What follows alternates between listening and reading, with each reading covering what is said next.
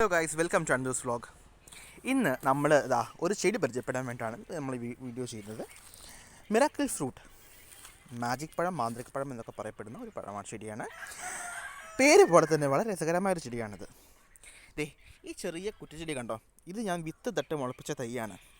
Bud ചെടി പോലും അല്ല, എന്നിട്ട് പോലും ഈ ചെടിയുടെ മുകളിൽ നിറയെ കായ പിടിച്ചിട്ടുണ്ട്.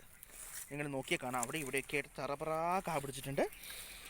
ഈ കായയുടെ പ്രത്യേകത, ഈ കായ കഴിച്ചു കഴിഞ്ഞാൽ ആദ്യം ചെറിയൊരു പുളിപ്പും പിന്നീട് മധുരമായിരിക്കും.